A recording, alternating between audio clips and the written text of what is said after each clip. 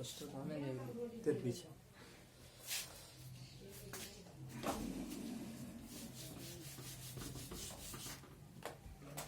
Dear students, welcome back to the YouTube channel of Aradli Senior Secondary School Kathua. जैसा कि पता है कि हमारा जो टॉपिक है वो टेंस वाला टॉपिक चल रहा था, और टेंस के अंतर्गत हमने आपको ये बता दिया था कि टेंस 3 प्रकार के होते हैं, प्रेजेंट, पास्ट एंड फ्यूचर, और प्रत्येक की 4 शाखाएं होती हैं, indefinite, continuous, perfect, perfect continuous. इस तरीके से टोटल टेंसेस जो होते हैं हमारे वो 12 होते हैं, और 12 टेंसों के बारे में हम आपको बात कर चुके थे, उसके बारे में अपन बता चुके थे। अब और उसमें अपन उसके बारे में बता चुके थे कि भाई ये 12 प्रकार के होते हैं, और फिर हमने प्रेजेंट इंडेफिनिट के बारे में आपको बताया था। प्रेजेंट इंडेफिनिट की हमने सामान्य जानकारी आपको दी थी। अब उस पॉइंट ऑफ व्यू से देखेंगे कि क्वेश्चन कैसे आता है यूज। अब जैसे ना correct form of the verb के हिसाब से, तो अपन देखेंगे यूज ऑफ प्रेजेंट इंडेफिनिट कि कहां कहां कैसे कैसे प्रेजेंट इंडेफिनिट का यूज करना है। तो देखो, पहली बात तो यह है कि कुछ एडवर्ब जो प्रेजेंट इंडेफिनिट शो करने के लिए आती हैं, मैंने बताया था ना कि कैसे पहचाना जाता है प्रेजेंट इंडेफिनिट का। तो कुछ वर्ड ऐसे हैं जिन्हें एडवर्ब बोलेंगे, जैसे कि always, ever, never, seldom, often,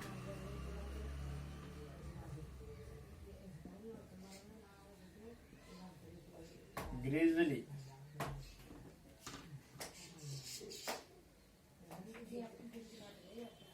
every. अब एवरी मंथ हो, एवरी डे हो, एवरी ईयर हो, कुछ भी हो।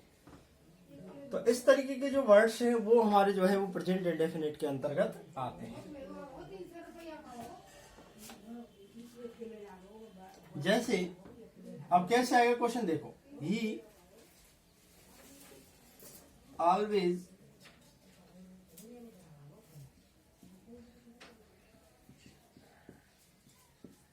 To school on time. वो है, अब जैसे ये वाक्य आ गया, अब इसमें वो देगा कि साहब इसमें आप correct form of the verb भरिए, क्रिया का सही रूप भरिए। अब अपन को देखना यह है कि जो पूरा का पूरा वाक्य है इसमें अपन को देखना है कि अब हमें ये कैसे पता चले कि ये प्रेजेंट इंडेफिनिट का ही है कि कंटिन्यूअस का। अब अपन को पता लग गया कि भाई प्रेजेंट इंडेफिनिट का नियम तो ये है। अब कैसे पता लगे कि अगर हिंदी में होता तो अपन पहचान जाते, जैसे वो हमेशा समय पर विद्यालय जाता है। अब ये हिंदी में होता तो अपन को कोई दिक्कत नहीं थी, हिंदी की पहचान तो हमने बता दी थी, पर क्वेश्चन तो ऐसे आएगा। अब क्वेश्चन ऐसे, वो तो हमने इस वजह से बताया कि अगर आपको कहीं ट्रांसलेट करने की जरूरत पड़े, जैसे आपके आर्टिकल्स हैं, आपके लेटर हैं, क्वेश्चन आंसर याद कर रहे हो, उसमें अगर कहीं कोई चीज बन करके आ गई, कोई चीज याद नहीं हुआ गई, तो आप बना के कुछ लिख सको, उस वजह से बता रहे हैं उनको। तो अब इसमें लेकिन हमने बताया कि always, ever, always, ever, never, seldom, often, gradually, every. अब एवरी के साथ कुछ भी हो सकता है, every day, every night, every month, every year, कुछ भी। तो इस तरीके के शब्द अगर आ रही है, एडवर्ब अगर आ रही हैं, तो हमें प्रेजेंट इंडेफिनिट का यूज करना है। अब जैसे इसमें ऑलवेज आ गया, अब ये ऑलवेज जब यहाँ पर आ रहा है तो ऑलवेज से हमें पता लग गया क्योंकि ऑलवेज किसकी एडवर्ब दे रखी है, प्रेजेंट इंडेफिनिट की। जब ऑलवेज आ गया तो हमें पता लग गया कि प्रेजेंट इंडेफिनिट का वाक्य, किसका वाक्य, प्रेजेंट इंडेफिनिट का। किससे पता लग गया, ऑलवेज से पता लग गया। अब हमें एक बात तो ये पता लगी कि प्रेजेंट इंडेफिनिट का। दूसरा हम देखेंगे वाक्य कैसा है, ये साधारण। साधारण कैसे, क्योंकि नहीं, ना तो कहीं इसमें नहीं नॉट आ रहा है, ना ही कोई प्रश्नवाचक चिन्ह आ रहा है, इसका मतलब सीधा सा कैसा रह गया, साधारण। अब इसमें भी 2 चीज पता लगी हमें कि प्रेजेंट इंडेफिनिट का कैसा वाक्य, साधारण, और 2 चीज पता लगते हैं कि प्रेजेंट इंडेफिनिट का साधारण वाक्य। तुरंत अपन ध्यान करेंगे कि प्रेजेंट इंडेफिनिट के साधारण वाक्य में हमेशा क्या आता है, मेन वर्ब की। अब ये तो दे ही रखा होता है, मेन वर्ब से मतलब होता है अपन को तो हेल्पिंग वर्ब या मेन वर्ब। तो हेल्पिंग वर्ब तो आती नहीं साधारण में, मेन वर्ब की कौन सी फॉर्म आती है, फर्स्ट फॉर्म, चलो साहब गो। और जब करता एक वचन हो तो ऐसे यस लगा देते हैं, तो क्या आ जाएगी, गोज। ये always goes to school on time. अब हमें भाई ये पता लग गया ना ऑलवेज से कि प्रेजेंट इंडेफिनिट का वाक्य, और प्रेजेंट इंडेफिनिट का कैसा वाक्य, साधारण। साधारण कैसे पता लग गया कि इसमें कहीं भी ना तो नॉट दे रखा है और ना ही कहीं इसमें प्रश्नवाचक चिन्ह आया है। इसका मतलब सीधा सा कैसा बच गया, साधारण। और दो चीज पता लगते हैं, अपन ध्यान करेंगे, सब्जेक्ट तो दे ही रखा है, उसके बाद मेन वर्ब की फर्स्ट फॉर्म आती है, तुरंत साधारण वाक्य में हमेशा सब्जेक्ट के बाद मेन वर्ब की फर्स्ट फॉर्म लगा दो। और कर्ता एक वचन हो तो मेन वर्ब फर्स्ट फॉर्म में क्या लगा दो, ऐसे ही यस लगा दो। हेलो साहब, तो he always goes to school on time. बताइए क्या दिक्कत आई? पहली बात तो ये। दूसरा जो है इसका जो यूज है वो ये है,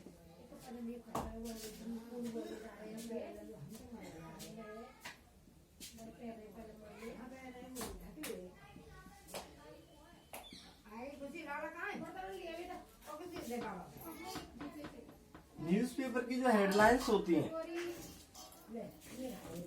के लिए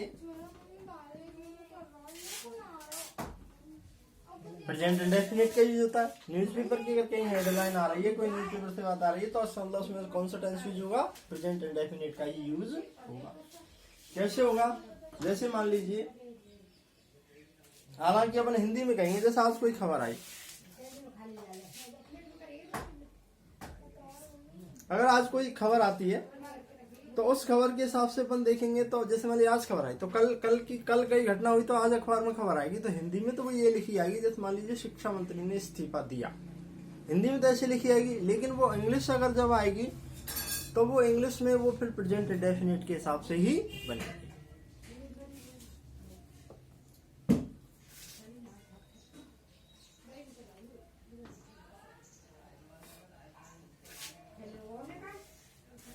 जैसे education minister resigns,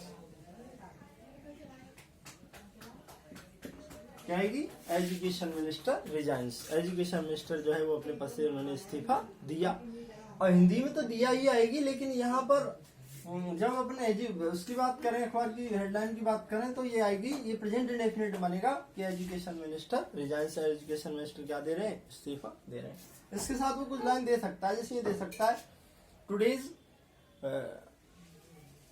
headline of Rajasthan Patrika, आज की राजस्थान पत्रिका की हेडलाइन है education minister resigns. Education minister क्या देते हैं? रिजाइन दे रहे हैं। तो इस तरीके से इसमें जो है वो कौन सा टेंस यूज होगा? प्रेजेंट इंडेफिनिट टेंस यूज होगा। आपको किस तरीके से दिया हुआ है? ऐसे करके रिजाइन। अब पता है हमें कि बात प्रेजेंट इंडेफिनिट बनेगा, करता एक वचन है, इसलिए इसे यस लगा देंगे, रिजाइन्स, इस तरीके से।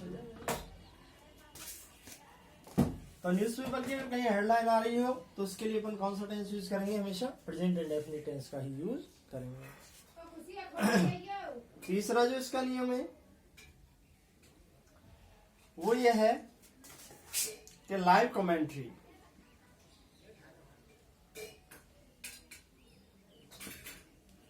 यानी जिसे बोलते हैं अपन आंखों देखा हाल।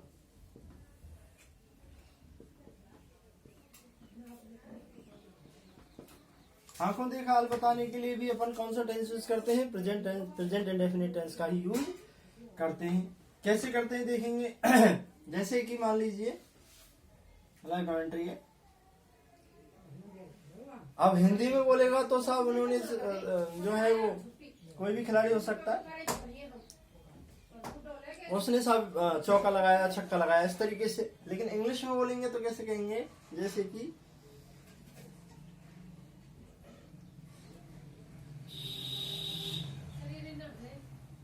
रोहित शर्मा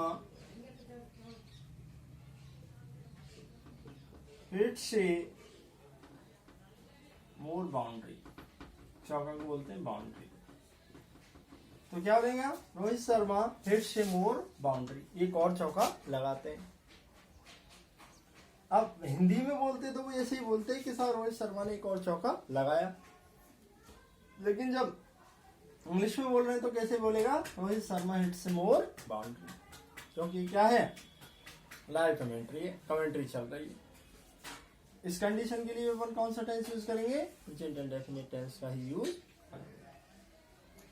चौथा यूज देखेंगे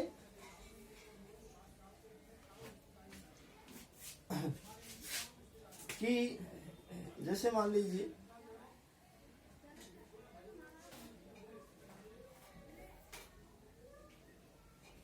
प्री प्लान फ्यूचर, यानी कि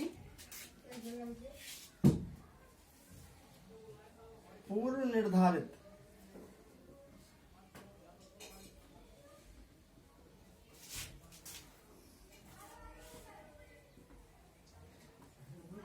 कार्यक्रम के लिए भी कौन सा टेंस यूज होगा? प्रेजेंट इंडेफिनिट का ही यूज होगा। विशेष रूप से अपन देखें राजनेता, प्रधानमंत्री, राष्ट्रपति वगैरह, मिनिस्टर वगैरह, इनकी जो यात्राएं वगैरह, इनके जो फंक्शंस होते हैं, जो कार्य होते हैं, वो पूर्व निर्धारित होते हैं और उनके लिए अपन को जनरली कौन सा टेंस यूज करना है? वो प्रेजेंट इंडेफिनिट टेंस का ही यूज करना है। अब जैसे कहें वो फ्यूचर का काम होता है हालांकि होने को, लेकिन उसमें भी प्रेजेंट इंडेफिनिट यूज करेंगे। जैसे कि मान लीजिए अपन हिंदी में कहें कि प्रधानमंत्री अगले महीने अमेरिका जाएंगे, तो ऐसे तो ये बोला जाएगा कि प्रधानमंत्री अगले महीने में, जैसे प्रधानमंत्री अगले महीने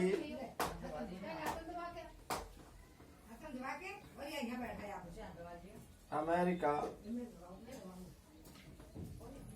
जाएंगे, हिंदी में तो ऐसा बोला जाएगा। लेकिन अगर इसको अगर इंग्लिश में ट्रांसलेट करेंगे तो कैसे करेंगे? PM goes to America next month. PM goes to America next month, क्योंकि ये पूर्व निर्धारित कार्यक्रम होते हैं। विशेष रूप से जो पॉलिटिकल लीडर होते हैं, उनके सारे जो कार्यक्रम होते हैं वो पूर्व निर्धारित होते हैं। और मैंने बताया था कि पूर्व निर्धारित कार्यक्रमों के लिए कौन सा टेंस यूज करते हैं? वो प्रेजेंट इंडेफिनिट टेंस का ही यूज करते हैं। तो प्रेजेंट इंडेफिनिट टेंस लगा देंगे। PM goes to America next month, प्रधानमंत्री अगले महीने कहाँ जा रहे हैं? अमेरिका जा रहे हैं। इस तरीके से हो जाएगा। इसके बाद देखेंगे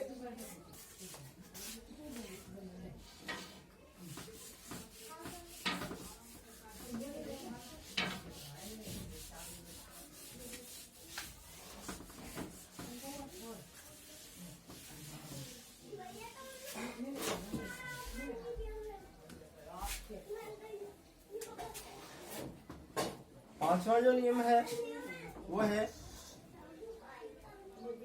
कोई हैबिचुअल एक्शन हो, यानी कोई आदत हो,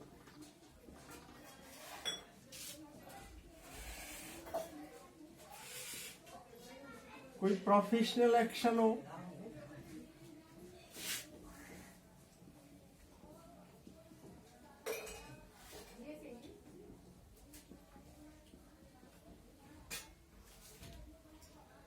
कोई यूनिवर्सल ट्रूथ हो,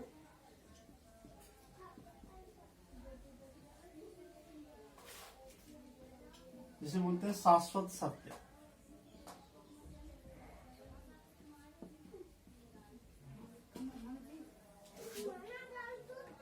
तो इस तरीके के लिए अपन कौन सा टेंस यूज करते हैं? इनके लिए भी अपन प्रेजेंट इंडेफिनिट टेंस का ही यूज करते हैं। कैसे करेंगे देखिए। हैबिचुअल एक्शन, कोई आदत है। क्या है? कोई आदत। जैसे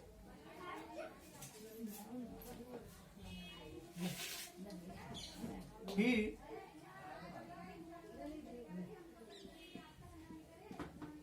get up early in the morning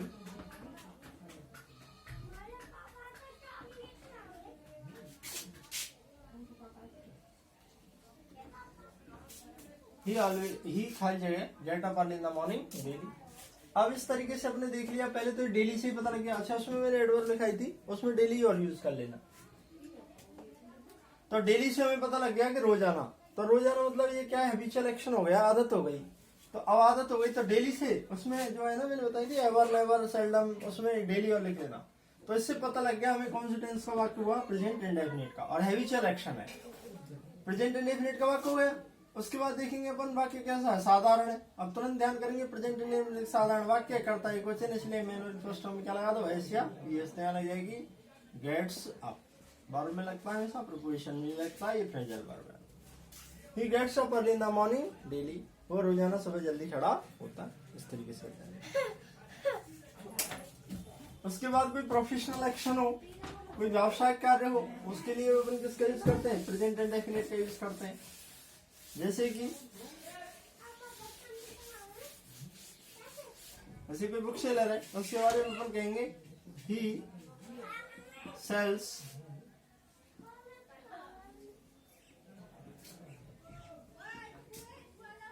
academic books.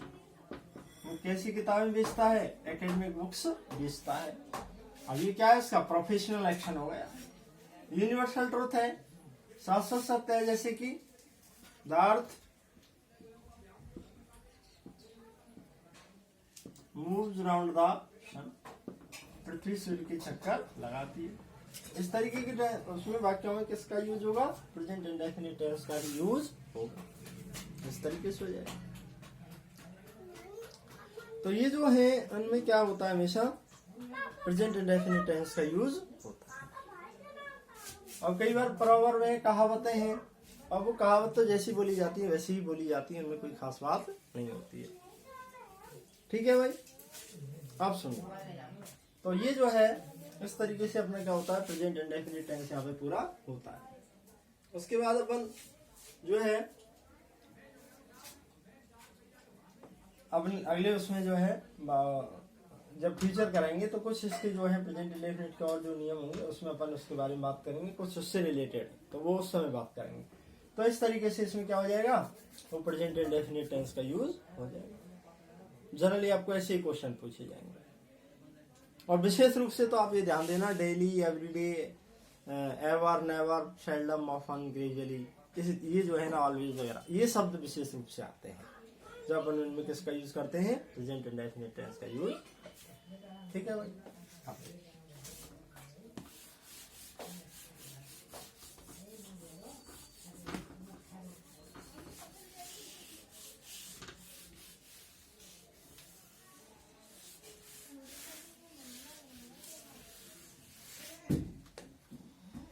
और देखेंगे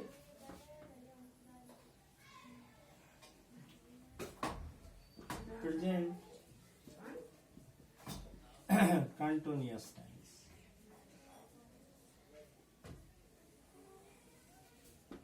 प्रेजेंट कंटिन्यूअस, देखो वैसे सामान्य रूप से तो जो पहचान होती है वो यही होती है कि जिन हिंदी, अब इनको बार बार नहीं लिखाऊंगा, जिन हिंदी वाक्यों के अंत में ऐसा होता है, मैं सीधा लिखाऊंगा वाक्यों के अंत में रहा है, रही है, रहे हैं या रहा हूं आदि शब्द आते हैं। जिन हिंदी वाक्यों के अंत में रहा है, रही है, रहे हैं, रहा हूं आदि शब्द आते हैं, वे वाक्य कौन से टेंस के होते हैं? प्रेजेंट कंटिन्यूअस के होते हैं। अब ये तो सामान्य पहचान है, लेकिन इसका ध्यान ये रखना है आपको कि ऐसे इस तरीके से देखना है कि प्रेजेंट माने वर्तमान में, कंटिन्यूअस मीन्स जारी है। जब किसी कार्य का वर्तमान काल में जारी होना पाया जाए, वर्तमान काल में कोई कार्य जारी है, तो वहां पर कौन सा टेंस होता है? प्रेजेंट कंटिन्यूअस टेंस होता है। तो यानी वर्तमान काल में जिस कार्य का जारी होना पाया जाए वहां प्रेजेंट कंटिन्यूअस टेंस होता है। अभी रहा रही आ रहे तो ठीक है, नहीं आ रहे तो भी होता है। जैसे मान लीजिए वो बगीचे में बैठा हुआ है, अब ये भी हालांकि राय नहीं आ रहा है, हुआ है, आ रहा है, लेकिन फिर भी कौन सा है? प्रेजेंट कंटिन्यूअस है, क्योंकि वर्तमान में काम चल तो रहा है उसका। तो ये भी कौन सा टेंस होगा? प्रेजेंट कंटिन्यूअस टेंस ही होगा। कौन सा टेंस होगा? जैसे वह बगीचे में बैठा हुआ है, तो ये वो बगीचे में बैठा हुआ है, ये भी प्रेजेंट कंटिन्यूअस ही है। प्रेजेंट कंटिन्यूअस इसलिए है क्योंकि वर्तमान में काम जारी है। ये तो हमने जो है ना राय, रही है, तायती इत्यादि, ये तो हमने अपनी सुविधा के अनुसार बना रखे हैं। बाकी इसको तो नाम से पता लगेगा, प्रेजेंट माने वर्तमान में और कंटिन्यूअस मीन्स जारी है। अर्थात जब जिस उसमें यानी किसी कार्य का अगर वर्तमान काल में जारी होना पाया जा रहा है, वहां कौन सा टेंस होता है? प्रेजेंट कंटिन्यूअस टेंस होता है। ये ध्यान रखने वाली बात है। तो इस तरीके से इसमें कौन सा टेंस होगा? Present continuous tense. अब देखेंगे इसकी हेल्पिंग वर्ब कौन कौन सी है। तो देखिए पहली है इज, तो ही, सी, इट या कोई नाम हो तो क्या लगाएंगे इज। फिर है एम, आई के साथ क्या लगेगा एम, और फिर है आर, तो यू,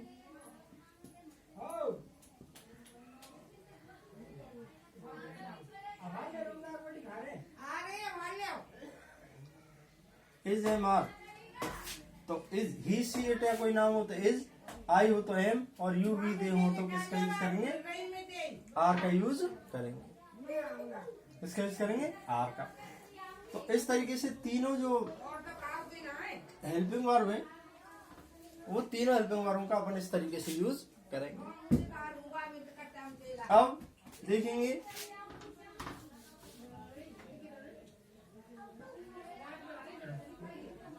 साधारण वाक्य बनाने का फॉर्मूला। साधारण वाक्य किस तरीके से बनाया जाता है? सबसे पहले सब्जेक्ट, सब्जेक्ट के बाद हेल्पिंग वर्ब, हेल्पिंग वर्ब के बाद मेन वर्ब की फर्स्ट फॉर्म, मेन वर्ब की फर्स्ट फॉर्म में आईएनजी, ऑब्जेक्ट और etc. Subject, helping verb, main verb की फर्स्ट फॉर्म में आईएनजी, ऑब्जेक्ट और ईटीसी। तो ये है इस तरीके से। अब आप इनको अपन कैसे यूज करेंगे वो देखिए। जैसे कि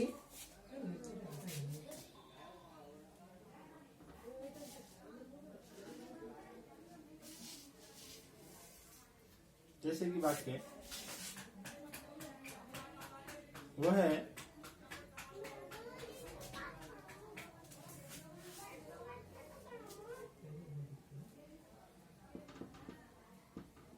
बाजार में घूम रहा है, मान लीजिए ये वाक्य है।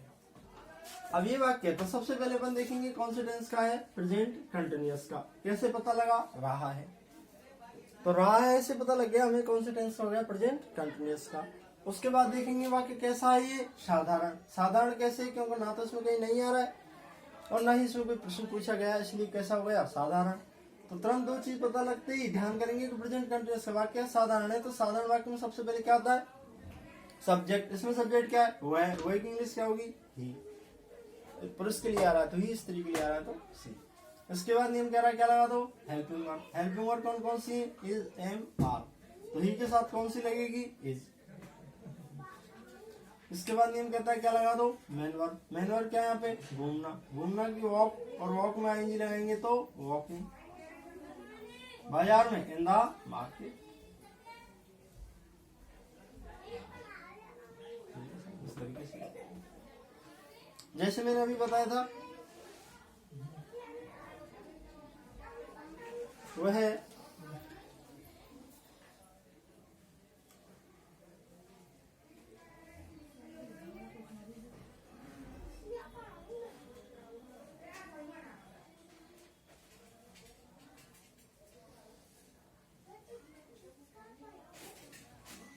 वो बगीचे में बैठा हुआ है, ये वाक्य।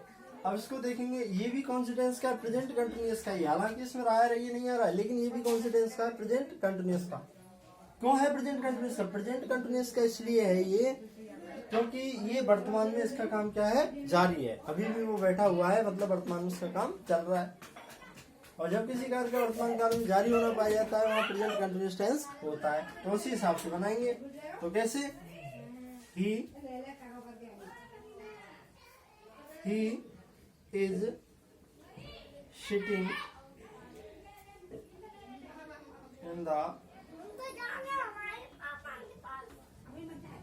garden. He is sitting in the garden. वो बगीचे में बैठा हुआ है। इस तरीके से। तो इस तरीके से क्या हुआ, इससे साधारण वाक्य बनाने का फॉर्मूला। तो समझ में आएगा, पहचान तो हुई जिन हिंदी वाक्यों का रहा है, रहिए, रहे, राहु आदि शब्द आते हैं। दूसरी बात, हेल्पिंग वर्ब उसकी जो है वो है is, am, are. He, she, it या कोई नाम हो तो इज, आई हो तो एम, और यू, वी, दे हो तो क्या होगा, आर का यूज होगा। साधारण वाक्य में सबसे पहले सब्जेक्ट, हेल्पिंग वर्ब। साधारण वाक्य बनाने का फॉर्मूला है subject, helping verb, M B first में आईएनजी, ऑब्जेक्ट और ईटीसी। आर नहीं, इस तरीके से बन जाएंगे। ठीक है भाई, इस तरीके से जाएगा। अब देखिए आगे,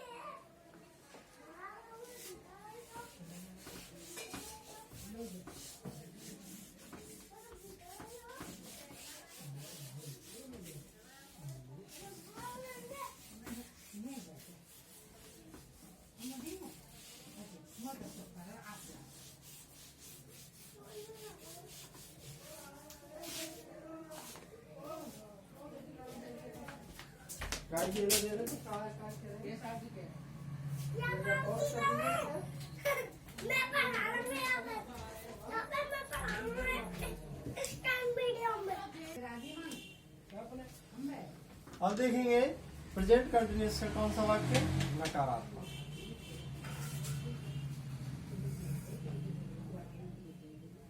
वाक्य यानी नेगेटिव सेंटेंस। तो नेगेटिव सेंटेंस, प्रेजेंट कंटिन्यूअस के नेगेटिव सेंटेंस का जो रूल्स होता है वो होता है, सबसे पहले क्या लगा दो, सब्जेक्ट। सब्जेक्ट के बाद क्या लगा दो, हेल्पिंग वर्ब। हेल्पिंग वर्ब के बाद क्या लगा दो, नॉट। उसके बाद क्या लगा दो, मेन वर्ब की first form. Main verb first form में क्या आएगी हमेशा, आईएनजी, ऑब्जेक्ट और ईटीसी। अब ये ध्यान देना है, देखो इसमें मैंने बताया था ना, केवल प्रेजेंट इंडेफिनिट, पास्ट इंडेफिनिट और फ्यूचर इंडेफिनिट, तीनों इंडेफिनिट टेंसों के साधारण वाक्यों में अंतर है, बाकी सारे टेंसों के जो नियम है वो एक से होते हैं। अब जैसे प्रेजेंट कंटिन्यूअस का साधारण वाक्य का मैंने नियम बताया था, प्रेजेंट कंटिन्यूअस के साधारण वाक्य का मैंने नियम बताया था कि सबसे पहले क्या लगा दो, subject, helping verb, main verb की फर्स्ट फॉर्म में आईएनजी, ऑब्जेक्ट ऑफ ईटीसी।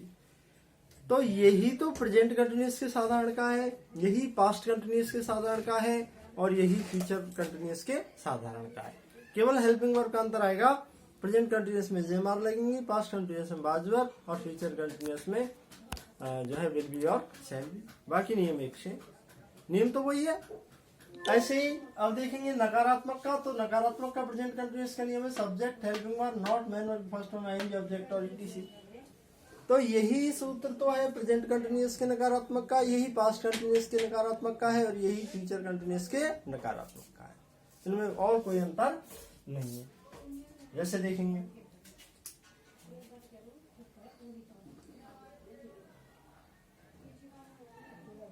वह आज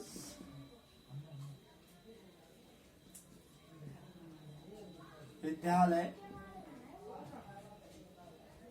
नहीं जा रहा है। अब ये कौन से टेंस का वाक्य हुआ, अब सबसे पहले देखेंगे कौन से टेंस का वाक्य हुआ, प्रेजेंट कंटिन्यूअस का। कैसे पता लगा, रहा है। दूसरा देखेंगे वाक्य कैसा है, नकारात्मक। कैसे पता लगा कि इसमें नहीं लिखा हुआ है। जब हमें दो चीज पता लग गई कि ये प्रेजेंट कंटिन्यूअस का नकारात्मक वाक्य है, तो ध्यान करेंगे प्रेजेंट कंटिन्यूअस का जो नकारात्मक वाक्य है, तो प्रेजेंट कंटिन्यूअस के नकारात्मक वाक्य में सबसे पहले क्या लगाते हैं, सब्जेक्ट। इसमें सब्जेक्ट क्या है, वह के हिसाब से क्या लगेगी, ही। तो इसके बाद हेल्पिंग वर्ब, हेल्पिंग वर्ब इसकी ही के हिसाब से आ जाएगी, इज। इसके बाद क्या कह रहा है नियम, नॉट। उसके बाद नियम कह रहा है क्या लगा दो, मेन वर्ब की फर्स्ट फॉर्म। मेन वर्ब यहाँ पे जाना, जाना की गो में इंजी लगाएंगे तो going, he is not going. विद्यालय की आ जाएगी to school, he is not going to school today। या फिर इसको टुडे को शुरुआत में भी लगा सकते हैं, ऐसे भी कर दो भले इसको, today he is not going to school, ऐसे बना दो इसको, ये हो जाएगा। अब बात आई प्रश्नवाचक की, इंटरगेटिव सेंटेंस और कौन से जो हेल्पिंग वर्ब से बनने वाले होते हैं, प्रश्नवाचक।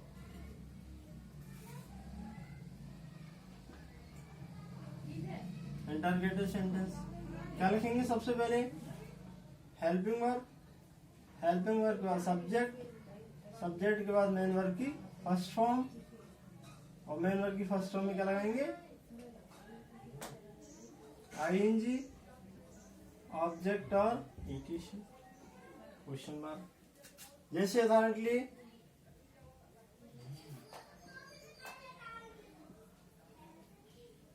क्या वह है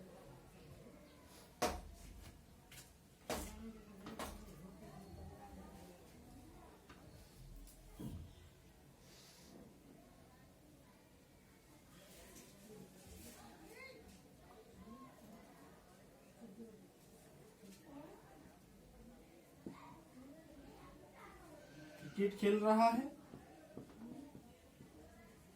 ये देखो, अब ये वाक्य है। अब देखेंगे सबसे पहले वही तरीका, क्या ये कौन से टेंस का वाक्य हुआ? प्रेजेंट कंटिन्यूअस का।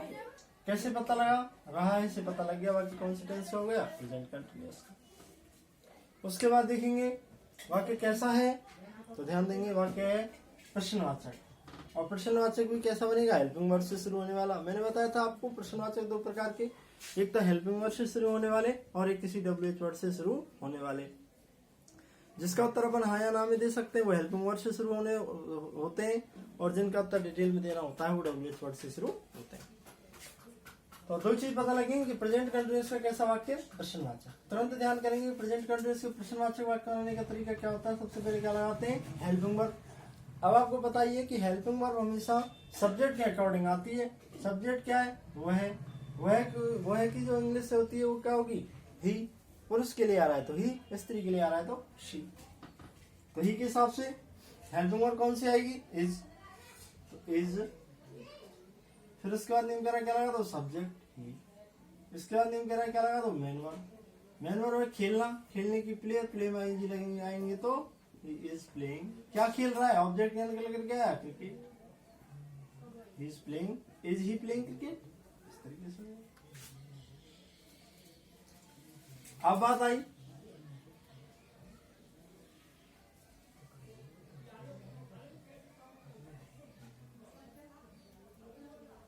प्रश्नवाचक नकारात्मक।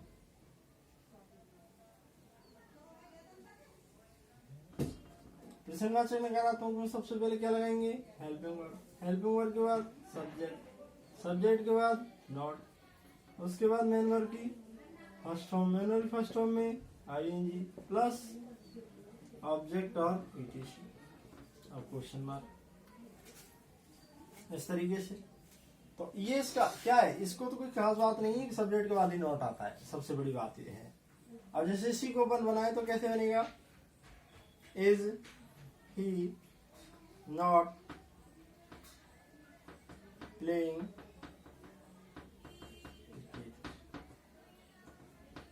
Is he not playing cricket. क्या वो क्रिकेट नहीं खेल रहा है? तो इस तरीके से ये जो है वो हमारा प्रेजेंट कंटिन्यूअस, ये केवल साधारण तरीके से केवल टेंस समझाया। अब correct form of the verb के पॉइंट ऑफ व्यू से तो अपन आगे बताएंगे क्या क्या यूज कैसे कैसे होते हैं, पर इस हिसाब से जो है वो प्रेजेंट कंटिन्यूअस हमारा इस तरीके से पूरा हो जाता है। अभी हालांकि इसमें जो आपको क्वेश्चन आएगा वो क्वेश्चन के आधार पर सॉल्व करना पड़ेगा, वो अपन इसमें बात करने वाले हैं अभी। लेकिन जो है वो एकदम जो नियम इसके सामान्य से नियम है, जिसको अपन हिंदी से अगर इंग्लिश ट्रांसलेट करनी पड़े तो अपन इस आधार पे कर सकते हैं। अब इंग्लिश में कैसे आएगा, कैसे जवाब देना है, वो अपन अभी बात करेंगे। लेकिन यहाँ तक अपन जो देखेंगे वो ये है। तो क्या देखा इंग्लिश में हमने? वही चीज देखो, हिंदी से अंग्रेजी ट्रांसलेट करने के लिए अपन को क्या है, विशेष रूप से तीन चीजों की आवश्यकता होती है। एक तो वाक्य की पहचान, वाक्य कॉन्सिस्टेंस का, दूसरी उसके हेल्पिंग वर्ब और तीसरे उसके वाक्य बनाने के तरीके। ये पता होने चाहिए, फिर अपन को ज्यादा दिक्कत नहीं आती है।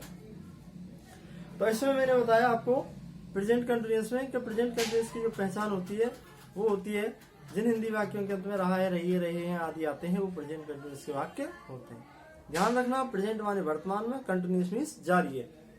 जब किसी कार्य का वर्तमान काल में जारी होना पाया जाता है वहां प्रेजेंट कंटिन्यूअस टेंस होता है। उसके बाद जैसे हमने बात की हेल्पिंग वर्ब के बारे में, इसके हेल्पिंग वर्ब होती है इज, एम और आप। ही, सी, इट या कोई नाम हो तो इज, आई के साथ एम और यू, वी, दे हो तो आर का यूज होगा। साधारण वाक्य बनाने का इसका फॉर्मूला है, सबसे पहले सब्जेक्ट, सब्जेक्ट के बाद हेल्पिंग वर्ब, हेल्पिंग वर्ब के बाद मेन वर्ब की फर्स्ट फॉर्म, मेन वर्ब की फर्स्ट फॉर्म में आईएनजी, ऑब्जेक्ट और ईटीसी। बाकी नकारात्मक हो तो subject, helping verb, not, main verb की फर्स्ट फॉर्म, मेन वर्ब की फर्स्ट फॉर्म में आईएनजी, ऑब्जेक्ट और ईटीसी। प्रश्नवाचक हो हेल्पिंग वर्ब, सब्जेक्ट, उसके बाद मेन वर्ब की फर्स्ट फॉर्म में आईएनजी, ऑब्जेक्ट और ईटीसी। प्रश्नवाचक नकारात्मक हो helping verb, subject, not, MB first में आईएनजी, ऑब्जेक्ट और ईटीसी, लास्ट में क्वेश्चन मार्क। तो इस तरीके से जो है यहां तक का हमने आपको मैटर कंप्लीट बताया है। अब इसके बाद अपन जो बात करेंगे वो प्रेजेंट कंटिन्यूअस के जो यूज है